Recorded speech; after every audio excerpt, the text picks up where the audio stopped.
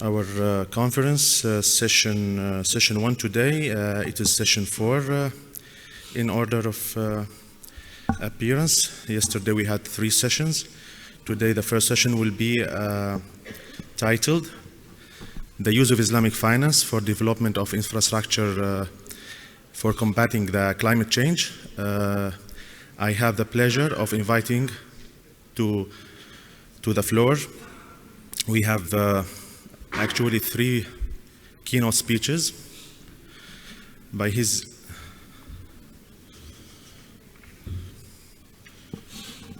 actually we have it's an open session.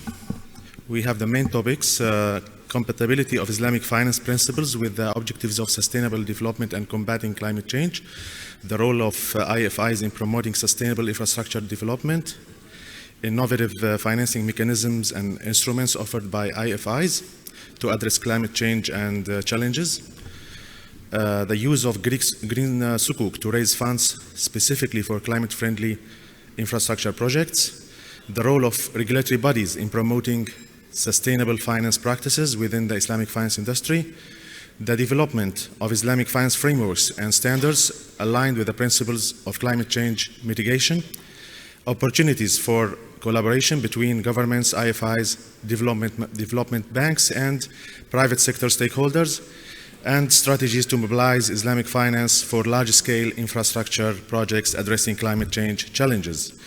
May I invite to the floor Mr. Chairman, Datuk Professor Dr. Muhammad Akram Laluddin, member of Public Interest Monitoring Consultative Committee, PIMC at AAOIFI, and Executive Director of International Sharia Research Academy for Islamic Finance, ISRA, Malaysia, and the distinguished panelist, Dr. Habib Ahmad, Professor and Sharjah Chair in Islamic Law and Finance, Durham, I think Sharia Chair or Sharjah Chair, in Islamic Law and Finance, Durham University, UK. Mr. Brother Omar, unfortunately he had to be away for a family emergency last minute, so he will be represented. Mr. Omar Ansari, Secretary General of AAOIFI, will be represented by Brother Sayyid Siddiq, and also Mr. Hussein Muqaybal, Manager of Economic Infrastructure Division of IsDB, covering energy, transport, ICT, and urban development, ISDB, Kingdom of Saudi Arabia, and Dr. Ahmed Al-Bayrak, Deputy CEO, Kuwait Turk, Participation Bank, Turkey. Please, sir, proceed to the floor.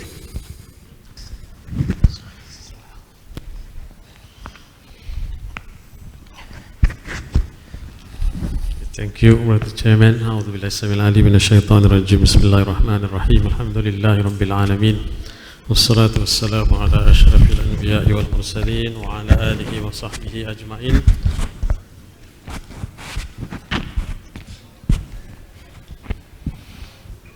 Alhamdulillah, first of all, we praise Allah subhanahu wa ta'ala for His grace and mercy that we are here on the second day of the AAOIFI conference, and I would like to take this opportunity to congratulate AAOIFI for this successful conference, and also, the wonderful topics that we have discussed since yesterday morning and today until the end of the session.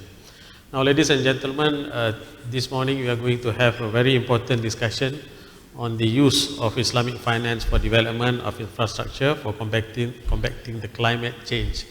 And I think all of us are aware with what is happening to the globe nowadays.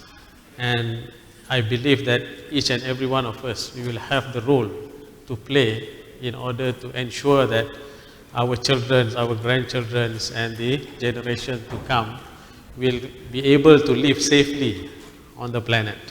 And definitely for Islamic finance, there are things that we need to do, and there are steps that we need to take in order for Islamic finance to contribute towards the reducing the impact as well as the effect of the climate change that we are evidencing nowadays.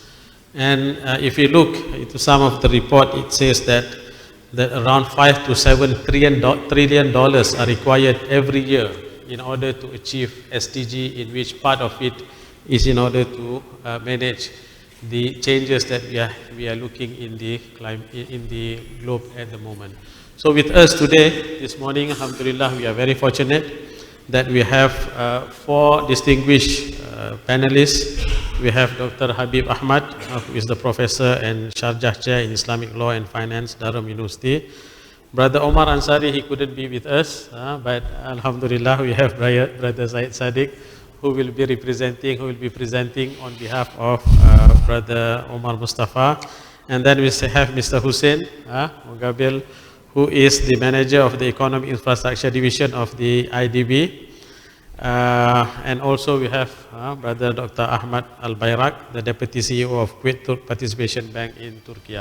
So since we have very limited time, so I'm going to give to each and every panelist perhaps about 10 minutes for them to present and share their thoughts on this topic.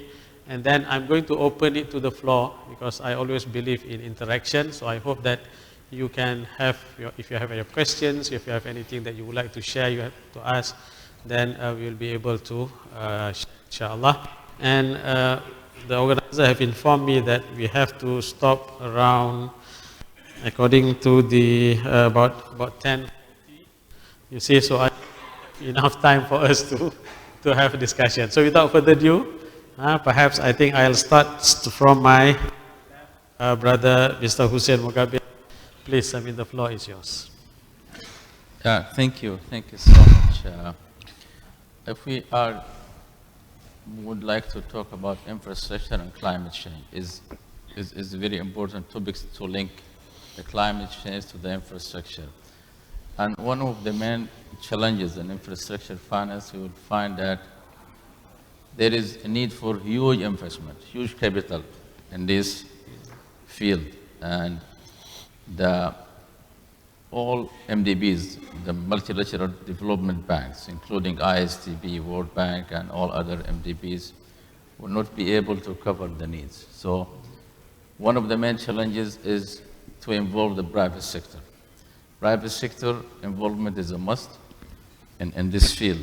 And as you know, that private sector, usually they are taking many precautions and risk mitigation to be involved in the sectors. And because of that, our role is how to pave the way for the private sector to come in. And this is take us to also another challenge in this field, which is readiness of the countries, especially the least developed countries, and the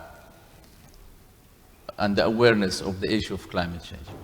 Because this needs capacity building, needs to build the ability of those countries on addressing the issue of climate change. We have many member countries, they are not so keen about the issue, and because of that, we need to address well with them the importance of the climate change issues. Third important point is to help. We have been talking about the importance of private sector. So now we need to develop the regulations and the tools for the member countries to have ready projects.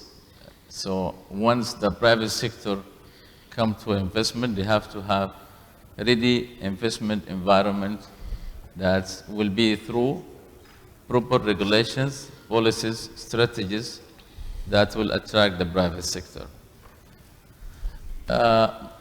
This is three main challenges, and I see also there is a need to help the countries during the implementation of infrastructure projects.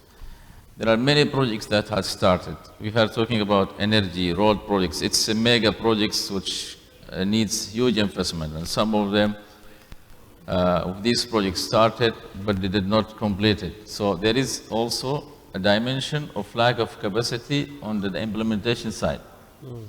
And this is related to proper availability of proper consulting, proper contractors, proper from the government side, the projects implementations units, which has the capacity to follow the procurement, the selection of contractors, selection of consultant, and also following the implementation of these projects. From ISDB side, Islamic Development Bank side, in terms of linking the climate change to infrastructure, we have started some time ago to develop climate change policy. We have very clear climate change policy, which has 4 main pillars, and I will summarize it in 3 main topics, which is related to mainstream climate change in the bank operations. Each operation which we receive for financing, we have very detailed screening tools to address climate change issues. And we try to introduce, sometimes to redesign with the countries, the projects to reflect and address the climate changes in all sectors, in energy, transport, health, education. Each proposal we have working with the governments to try to be address the issue of climate change. And also the second point is related to helping member countries in addressing climate change issues through capacity building, through helping them in addressing their national determined commitments related to Paris agreements, because most of these countries have already declared their commitments related to Paris agreements. And the third, to help the facilitation of knowledge sharing between member countries, which is very advanced in addressing this issue, and some of the countries which lack the experience. So this is our role, and that. In addition to some of the sector policies, we have energy sector policy, transport sector policies, we have health sector policy, we have different various sector policies, which all the pillars of these policies emphasize on clean finance or clean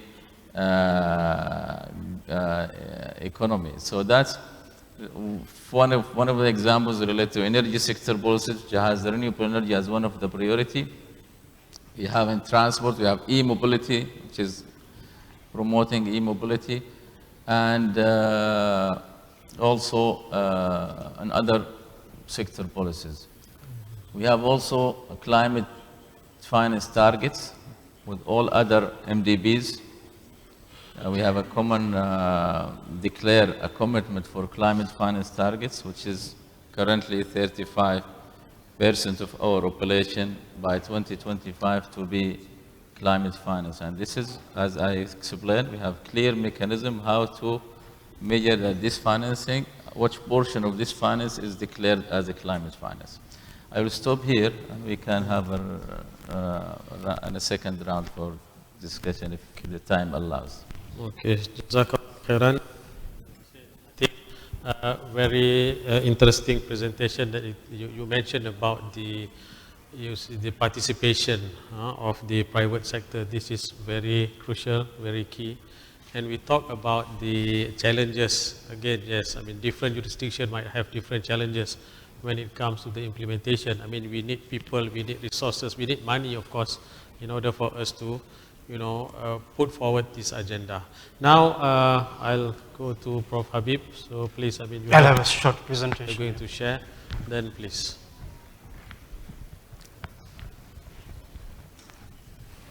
Is there a Slide, please. Okay, no problem. Okay, Bismillah ar-Rahman ar-Rahim. Assalamu alaikum, and a very good morning. I have a very short.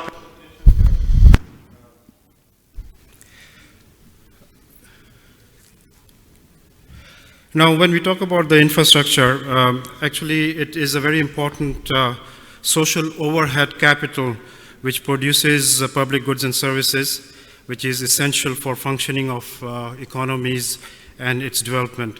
We can think of infrastructure in two broad categories: the economic infrastructure, which relates to energy, telecom, transportation, water, and sanitation, and then the social infrastructure, which relates to education, health, and social housing, for example.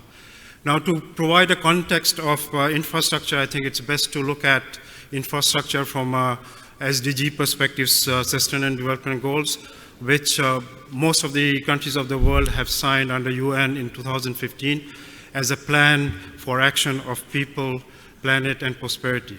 And if you look at the SDGs, we see that infrastructure is a very important part of the SDGs. SDG 9 itself is about infrastructure, and then there are other SDGs which relate to the economic infrastructure.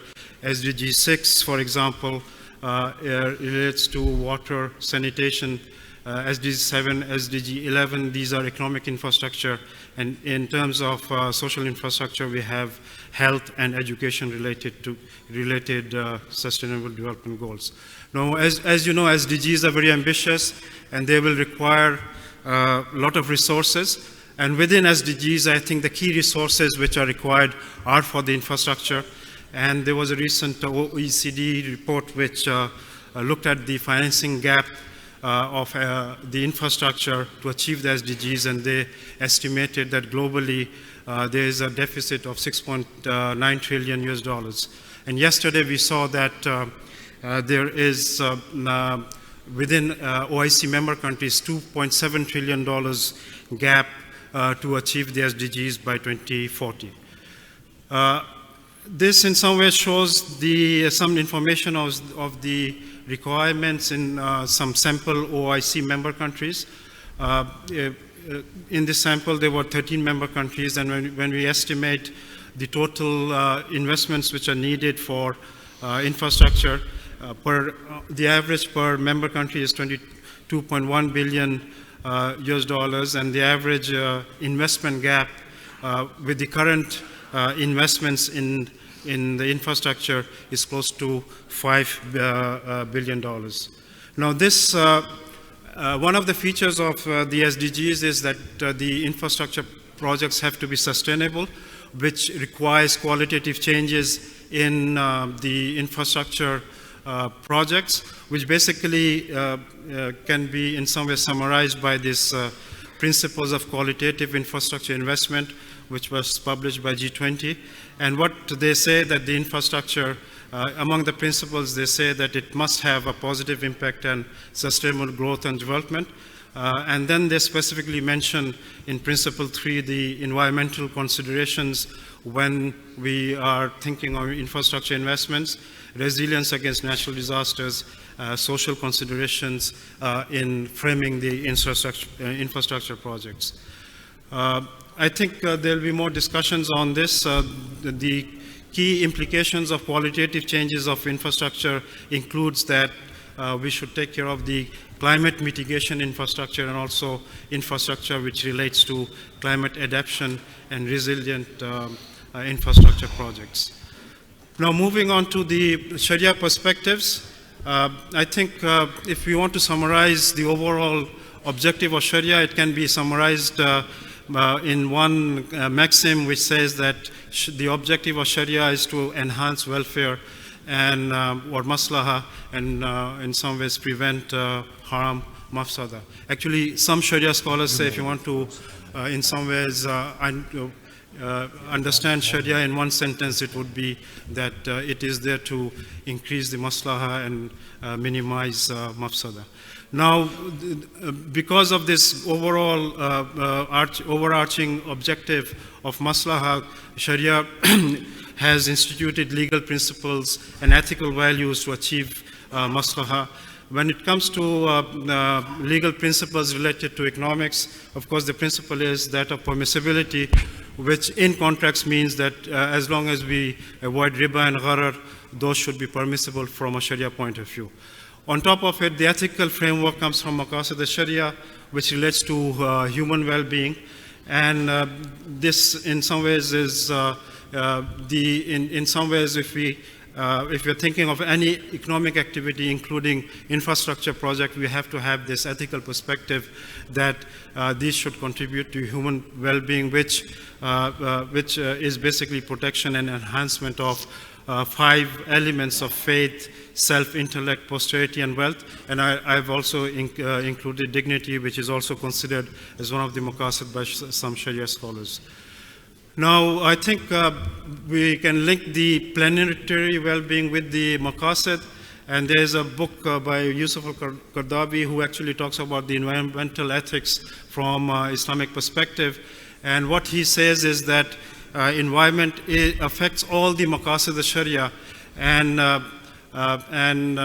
in order to achieve the maqasid, it is important to protect and preserve the planet. And of course, one of the key issues here related to planet is the climate-related impacts which are affecting the environment adversely. So in some ways, protecting the climate and the environment are directly related to the maqasid al-Sharia, because the maqasid are directly impacted by the planet and the well-being of the environment. Now, I'll not go over this. This is showing a very complex structure of infrastructure financing, where you have 2 phases, the construction phase and the operation phase. And it's in the construction phase where the financing is needed. The sponsors come with equity finance, and then you have to raise funds. Then the insurance companies come and mitigate the risk. The rating agencies have their role if you want to raise funds from the market. The key thing is that the features of infrastructure projects are very complex. They are large and indivisible. They're very capital intensive. They require a lot of funds. And the other thing is, of course, the investment is for a very long period of time. And because of this complexity, there are different structures which are used to finance infrastructure projects. And usually this is done through public-private partnerships, and there are actually different types of contracts which are, or structures which are used to finance infrastructure projects. And of course, in the conventional, you have equity and debt-based structures as the key structures. And when it comes to banks, they basically come to finance infrastructure projects as syndicated financing. And the other key aspect of infrastructure financing comes from the capital market in terms of issuing securities which are used to raise funds for infrastructure projects. Now, if you look at the structure of infrastructure projects and try to see which are the appropriate financial institutions which can support it, we can look at the investment horizon and risk appetite of different financial institutions. And we see that actually it is the non-bank financial institutions which are better suited to finance infrastructure institutions, partly because of their investment horizon, which are very long-term, and their risk appetite, which is either medium or high. So the non-bank financial institutions play a very important role in providing the funds and raising the funds which can be used for infrastructure projects. Now, in order to, for banks to come and invest in infrastructure, they can do it if there are securities issued where they can buy and sell the securities. Because they have a short-term investment horizon, they cannot go into long-term direct financing. So the best way for them to invest in infrastructure would be to buy in securities and liquidate them whenever they need to get funds and liquidity. Now, in terms of Islamic finance and infrastructure financing, when it comes to legal principles, I don't think there is an issue. IOFI Sharia Standard number 22 permits concessions, of course, as long as the contracts are Sharia compliant. And then I think it's not very difficult to structure Islamic financing approaches to infrastructure financing. For example, if you're thinking of greenfield projects, you can use istisna and ijara and structure a project. But if you're just looking at the legal principles, I think it will not take off the sustainability aspects. because when we're talking about the sustainability aspects, we also have to look at the qualitative features. And I think so you can have a Sharia compliant project financing, but if we are not looking at the ethical and the environmental impacts, then it will not be categorized as a sustainable infrastructure financing. For sustainable infrastructure financing, we have to bring in the ethics and the maqasid, which says that we have to protect the environment and the impact on climate. And interestingly, now we have IOFI Sharia decision-making process exposure draft, which basically says that when we are thinking of Sharia compliance, we have to incorporate and consider maqasid in the decision-making. I will end by sharing this slide on green and sustainability sukuk. As we see that the green and sustainability sukuk issuance have increased over the years. The latest we have is 2021, where $6 billion worth of sustainability and green sukuk were issued. Now, if we look at the share of the sustainability sukuk compared to the total, it's still small. In 2021, it was only 3.2% of the total sukuk issuance.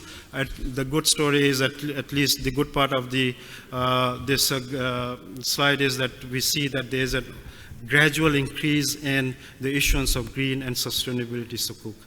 I think I'll stop there given the time. I have a couple of other slides, but I'll just skip them. Thank you. Okay, Jazakallah khairan. Barakallah feek. Thank you very much, Prof. Habib. I think very interesting presentation, and I think in the last slide we can see that, I'm not sure, during COVID period we can see that the green infrastructure, the green funding has increased, but on post-COVID 2022 it has come down. I'm not sure what is the indication. And that's only first half of 2022, I think. Again? First half of 2022. First half. It's not for the whole year. So it has gone up. Okay, that's great. Alhamdulillah. So I think, see, as mentioned by Prof. Habib, when we talk about Islamic finance, we cannot detach ourselves from maqasidul sharia. Yes, the structure compliant with the requirement of fiqh sharia is one thing, is very important. But then what will be the impact of whatever funding, whatever projects that we are taking, that is also very, very, very important in order for us to assess. You see, so I always mention this, even in the Sharia board, that the Sharia scholars have to go beyond the fiqhi compliance, meaning that we need to look as well into the maqasidi compliance. Okay, now please, since you are given the chance to Brother Said, so please, Brother Said, the floor is yours.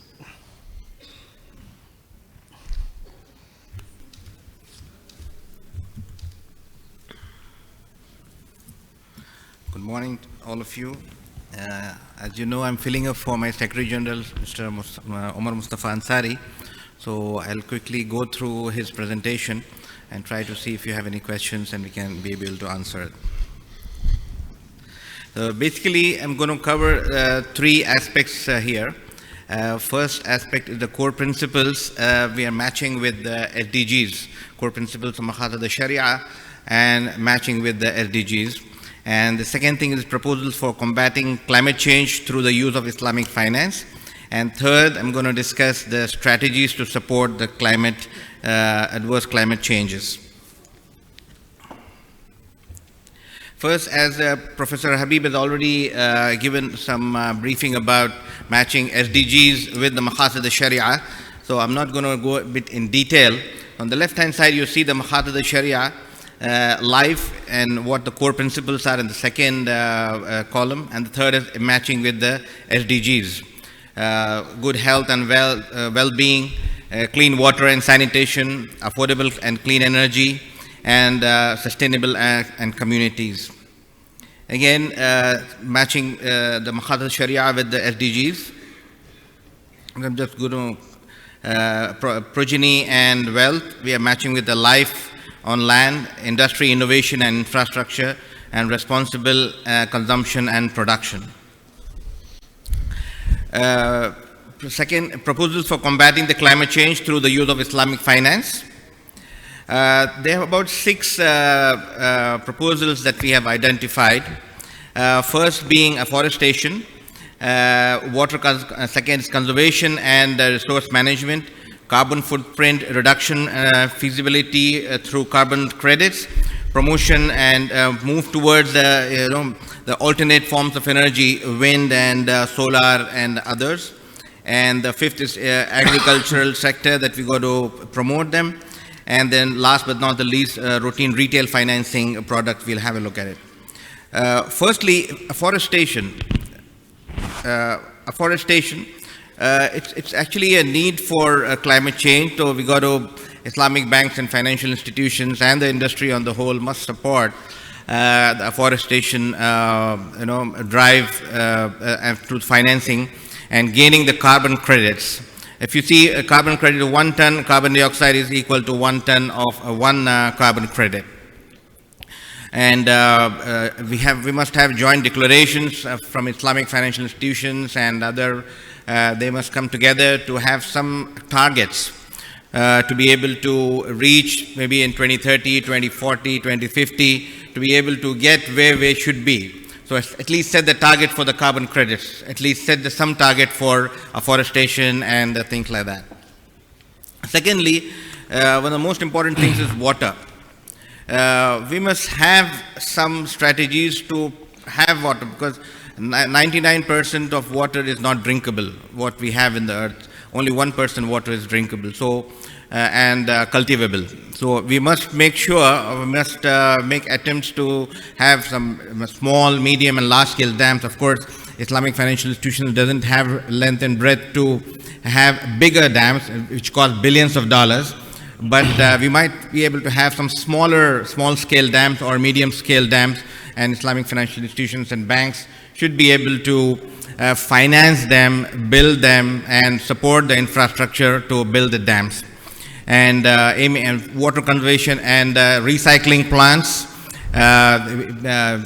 Islamic banks can finance those, and promote initiatives for managing and combating flood waters, including those philanthropic public partnership projects. We've seen in some countries like Pakistan, Bangladesh and others, where flood waters are, every 2 years, every 3 years, there's a lot of floods. So we should be able to conserve water and, make some strategies to be able to combat those floods. And that will hold the key for, we must have focus towards that, combating flood waters as well, and rechanneling it and recycling it. And financing for projects combating flood through sukuk. But Professor Habib has just mentioned about sukuk. I'm not going to go into detail about the sukuk for Islamic finance for combating climate change. Thirdly, carbon credits are, as I said in the beginning, our focus should be, one of the focuses should be on gaining the carbon credits. We are not very much aware of it. Most of the financial institutions don't have the focus towards having the carbon credits, promoting carbon credits in the industry, and reducing the emissions and upgradation of plants. We have old, maybe 50, 40 years plants that we are still using it with and losing the efficiency. We should be upgrading the plants for recycling of the wastage and all. And initiatives to invest in renewable energy and improve the energy efficiency, and create net zero industry tracker. We should be able to have a tracker where the whole industry level of carbon emissions and the pollution and climate change and effects of this should be, we must have a tracker, a country-wise tracker or industry-wise tracker or whatever tracker. So we'll be able to measure how much emissions, how much carbon credits, or how much we are polluting the world. So, and how much Islamic financial institutions can help combat those pollution and climate change. Promote moving towards invest in solar and wind power, and I think Bahrain has that wind power turbine, the building here, if you must have seen. It's a flagship building of AAOIFI of Bahrain. So we must produce some form of renewable energy like solar and wind and others. And one of the important thing is promoting it on the retail level. Promoting it on a retail level. Every house might have some turbines. Every house might have some solar panels. To be able to promote it on a retail basis, not some government or any other institution creating renewable energy projects, but we as retail customers or on a retail basis, we should be able to have renewable energy projects, small micro retail projects of some renewable energies. And of course, invest in research and development, and evaluate business efforts on adaptation of climate change to scale up clean power and green sukuk, as we can say.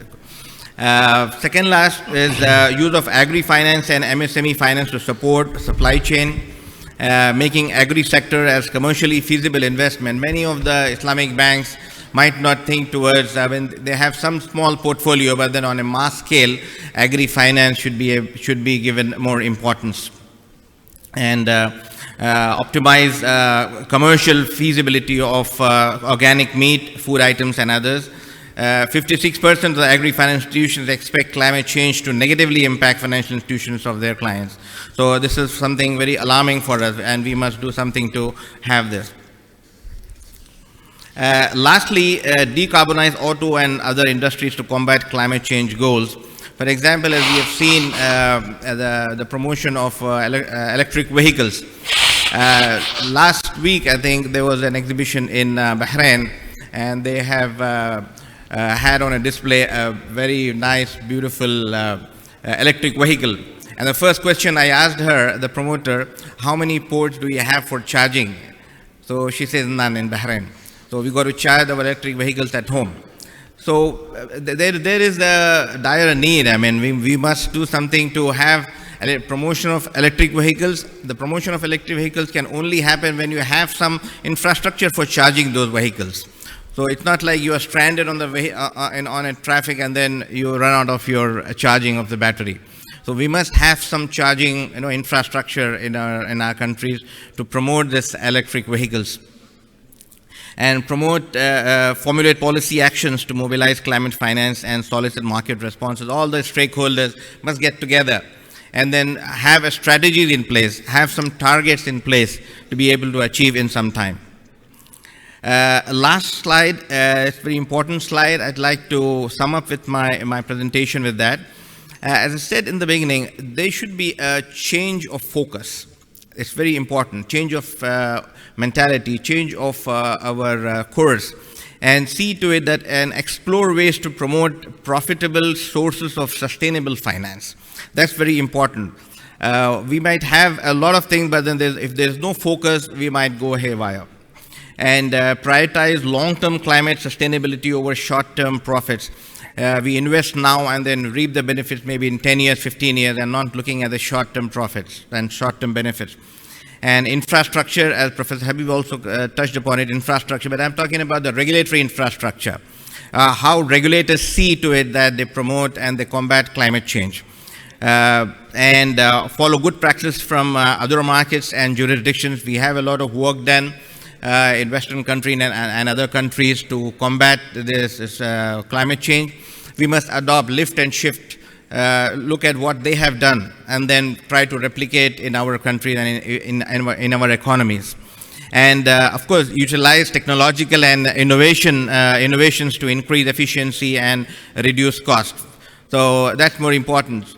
Having more efficient and use of technology, is what is the need of the hour. And financial inclusion and sustainability, combating efforts of Islamic social finance and Islamic finance. We must use this waqf and zakat and other institutions in combating and in doing a merger between this climate change. Of course, we have Maqasid al-Sharia talks about it, but the waqf funds and other funds must be utilized for combating the climate change. And the promotion of agri-finance I've already discussed before, and promotion of takaful models. And last but not the least, the awareness and advocacy. We might have infrastructure in place, we might have financing in place, everything is in place, but then if there is no awareness in the market, if people don't know about what we need to be doing, then the whole effort go in waste. To promote understanding of the climate change. Maybe Islamic banks, Islamic financial institutions can have some portfolio and training courses or something to make the market aware, make their employees and make the general population aware of the dire effects of climate change and promote understanding of it.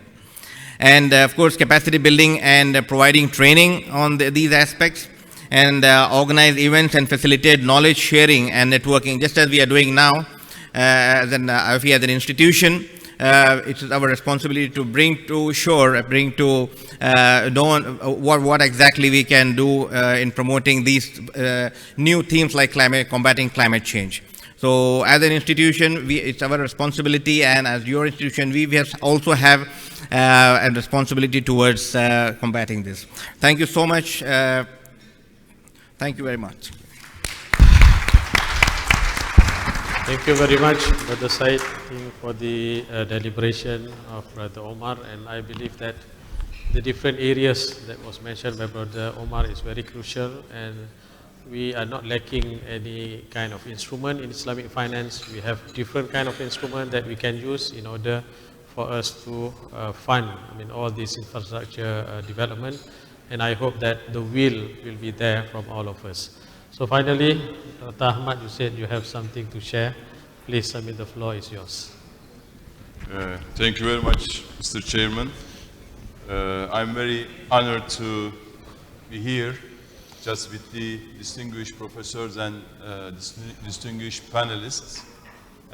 It's really great honor to also addressing this climate change combating issue with the dearest IOFI conference participants.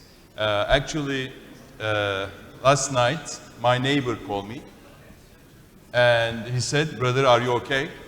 I said, "I am okay. What happened?" He said, "Do you know what happened in the village? By the way, I'm living north side of Istanbul and in a village." And he said, "We are flooded, man." "Where are you?" I said, I'm away from the house, so I don't know what happened. Then let me call my wife and return to you. If he said, and if anything requires, please let me know, I can help. I called my wife, and of course, there's a little bit flooding happening also in our garden, at the end of the gardens. But there is, alhamdulillah, no problem, and the house and the, inside the houses are okay. So this is, happen anytime, and I would not be here today. I would go on to my house and to my country, because if God forbids, it happens. So we have to be, as Brother Said just addressed and mentions, we have to aware of those things. Even in, in Istanbul, we have some infrastructure problems. In the village, we are flooded, and some, of course, cost to households and agricultural areas most probably harmed. Actually, today, as the representative of private sector and as an executive of an Islamic financial institutions, I would like to share with you an experience that we went through while we are issued the first global ECG sustainable tier 2 sukuk in 2021. It was so successful one, and actually I would like to give some details on it, so that sector executives and employees can get benefit out of it. Actually, we can say that green or sustainable finance is nexus point that brings conventional finance and converge conventional finance into more to Islamic finance. And as Brother Said addressed also, stemming from the Imam Juwayni and his student Imam Ghazali, the famous taxonomy of Maqasatul Sharia to preserve life, goods, intellects, deen, and generations, really reflected in the UN development goals. And these development goals is the basis for sustainable thing that anything you do, you have to just bear and base upon them. So it's also compiled and in line with the Islamic financial institutions, because we are also going after for financial stability of the country, health economic growth we are supporting, poverty alleviation, wealth distribution, financial and social inclusion, and environmental preservation. We are just after that, and that's why as the part of Kuwait Finance House, I'm proud of part of it, and Kuwait Turk, we issued that scoop. Actually, when we started, it was not like this, and it did not, reach to the volume we have today. But the risk-bearing, level of the ECG scoop reached to 33.3 billion US dollar recently, as of 2023 Q3, especially with the government's issuances from Saudi, United Arab Emirates, Indonesia, even recently Turkey issued a sukuk. So when we decided to go ahead and issue sukuk, we have to go through certain process. Actually, like an Islamic windows, this is a transactional window that you are just opening, in the bank. So for that, you need a board of directors decision and approval, and you need to have approved sustainability policy has to be implemented in the bank. And after that, you have, sustainability committee established under the CEO. And under the CEO, we have established 4 different subcommittees and working groups, especially on sustainable finance, who is going to implement this project with the and relating with the other departments. And we also established a climate change working committee, has to be working, in the bank, just what we can do as a bank to diminish the carbon that we are producing, and also what we can change as a bank. For instance, recently we have been invested to solar power plant in Turkey to get the 100% full, supply of the electricity that we are using.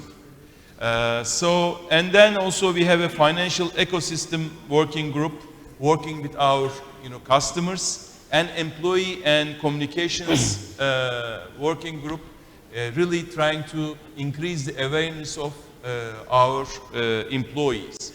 Of course, before we just start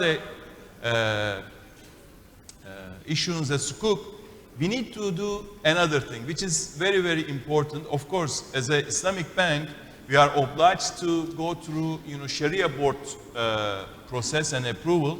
But before that, in that case, we also went to another board or another approval body, let's say. This is second party opinion provider.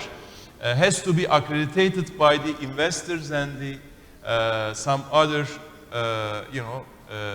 jurisdiction, let me say, so that they can approve our portfolio that we are going to put as an underlying asset in our sukuk. And also they would come and check our portfolio, which is going properly and reporting the things what happened annual basis. Actually, the portfolio as an underlying asset, we put our Sukuk consists of different elements. It's also related with what Brother Said also mentioned. Actually, in our portfolio, we have finance renewable energy projects. We just put them inside. We have some pollution prevention and control factories that we finance them as an infrastructure projects. We also put them. Some energy efficiency projects, especially we finance, we are the champion of solar power plants in Turkey and wind power plants also. Some green buildings we finance over the years. We also finance some clean transportation projects in some of the cities, municipalities using electricity trains, and we are financing them. Especially, last but not least, we finance SMEs, especially their shareholders, young and women. I mean, especially women, sitting at the board, and young SME owners we are supporting. Also, we supported affordable housing, social projects, and we also provided financing to education and healthcare as an essential services for people to reach to those financing things. Actually, as a consequence, I have to find out the consequence paper, but I'm not finding it. Yeah, it's stick to here. Yeah, okay. From the financial point of view, the Sukuk paper rated by Fitch, and it was B+, and it was 350 million US dollars, 10 year, and price at 6.125, and we have 20% demand from dark green and light green funds. This is the first time that those guys coming to our Sukuk and prescribing it as first time, and really help to our order book to grow very fast. And it was the first sustainable tier 2 Sukuk issued globally. It was from an IFI. The highest oversubscription by 12.3% achieved ever in Turkey, and tightened yield because of this highest subscription, and approximately 62.5 pips. And last 7 years, before the pandemic even, this is the best coupon yield ever achieved among Turkish banks. By the way, we are number 10th bank in Turkey, including conventional. It's the best price ever achieved and the larger order book ever achieved by Turkish FI. So I believe that this green and sustainable Sukuk structure and the legitimated structure by the very high widespread investor base. So it provided this. Actually, but as I told you, this is just a window, transactional window in the bank. So IFIs can do such a thing, but we need more than that, and we need more sustainable, at the same time, Islamic banks to achieve those kind of goals. Thank you very much. Thank you very much, Mr. Ahmad. I think very insightful explanation that you've given, and I think these are some of the examples that we have seen in the industry, meaning that we can do and we can contribute. Islamic finance can really contribute towards the infrastructure building in order to battle the climate change and whatnot. And we are not lacking of any instruments. We have many instruments, different type of contracts that we have in which we can deploy them. Now, we don't have much time. I can allow 1 or 2 questions from the floor if you have. Okay, I have one over there. Yes, please. Where's the mic? That side, please. 1, 2. Okay, only 2. Please. See, climate change is something real, which we really have to address it. Can you hear me? Okay. Assalamu alaikum, everybody. If I could give a comment and a question, allow me Very to? brief. Yeah. So a very informative session. Heard a lot, learned a lot from all of you about how Islamic finance is helping tackle the climate crisis. And my comment really is that offsetting, really, Islamic finance, it's a much younger industry compared to the overall financial industry. And again, we could really be the leader in helping finance solutions to the climate crisis. But also, my comment is quite critical, but it's basically that offsets, where you pay to cover your carbon dioxide footprint. It's not the solution. It's not really the answer. It's sort of a patchwork. We don't have like clear, like, what do you mean, like clear clear carbon, as I said. We don't have like clear guidelines or like especially the credits. There's no clear information where it's exactly going, and there's also a lot of overlap. And for example, there's some like programs where the offsetting they're doing, for example, it's already covering projects that have already, for example, been dealt with and sort of paid for, and it's sort of being wasted, let's just say that, and it's been leading greenwashing. So it comes in the form of uncertainty, per se. But a question to everyone on the panel here is, also COP28 is happening this coming week, for next week pretty much, and there's also been like a lot of controversy about the fact that the event's been used to basically do some oil and gas deals. Should Islamic finance institutions avoid financing fossil fuels altogether? Is it a solution? I'd love to hear your thoughts. Thank you very much. Okay, next question. Assalamu alaikum wa rahmatullahi wa barakatuh. Well, this is loud. Okay.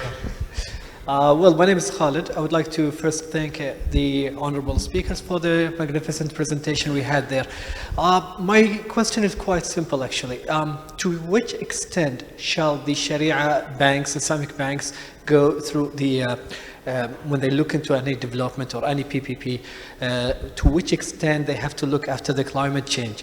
I mean, for example, Islamic banks today, when they sign any kind of agreements, they make sure that it is, environmentally friendly as per the Paris Accord. There should be no such harm to be given to the environment and to the organisms that is around that such development. So my question here, how long, to which extent Islamic banks or Islamic financial institutions shall go to make sure that they are on the right track of financing such entities? And especially if they were partners with such entities, so they will take part of the responsibility. I know some companies, they go with the SDG standards, which they may have something not really compliant to the Sharia, which something we need to address in a separate session anyway. But this is my question. Thank you very much again, and have a nice one. Okay, thank you. Perhaps maybe I'll give each and every one 1 minute, 2 minutes for you to address the questions as well as conclude, please. Maybe Brother Hussein, you can start. For the second question, I think it's an important point that to what extent finances should address the issue of climate change. We are talking about the climate change, and we are talking about the just transition in terminology. Just transition is to consider all the aspects related to the needs of people and to what extent we have to put restrictions and regulations for some countries, for example, and beneficiary to adhere to the climate change with the high cost. So this has a cost implications. We have to compromise between putting so many restrictions while addressing the climate change issue, at the same time addressing the needs of people.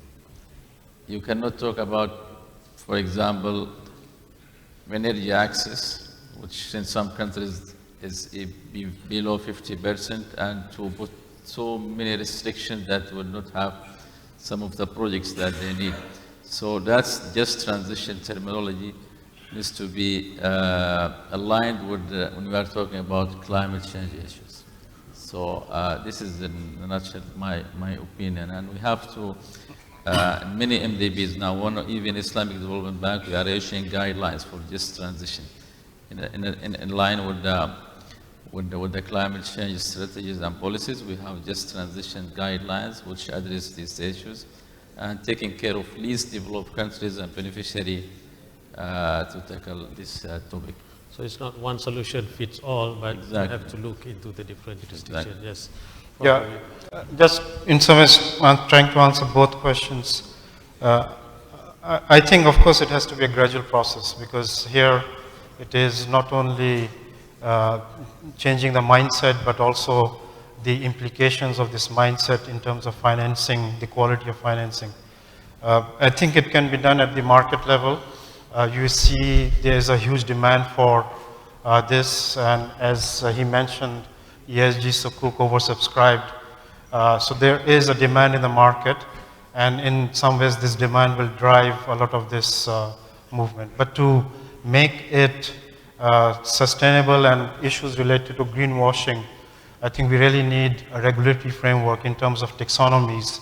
What do we mean by ESG standards? And I think in some ways EU has come up with a good framework of taxonomies where they have identified what constitutes environment, social standards which can be followed by companies, not only financial institutions, and how these should be reported, because reporting is where the greenwashing takes place. So regulatory framework has to be there to, in some ways, create the environment where this transition can take place. Thank you very much. Why finances existed for? This is the daily needs of people, actually. But one more function of the financing is also important, which is planning. I mean, we plan our lives, as we use financing. So this is the opportunity to plan the future also through our financing activities. So that's why, I mean, we need to have that intention in place, and we need to see the, facts that, we are facing every day. So as Brother Said mentioned, we have to change our minds. Mindset should be changed so that not just the banks, because banks is just, interim organizations. They take and give and take. I mean, they are in the middle. So it comes from the people. It has to come from the people's hearts, from their encouragement, so that, I mean, people, institutions and also governments should be taking the, necessary, measures. Thank you. Thanks.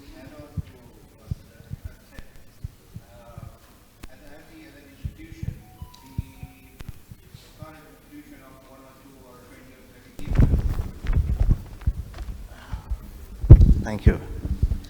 As an IOFI, as an institution, it's not 20 or 25 people working in an office and then making standards.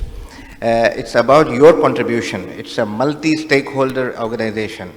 So whatever, when we develop our standards, we have more than about 500 people developing standards, including the working group members, including the board members, including other experts, Sharia scholars, and so it's like a, the multi-stakeholder approach.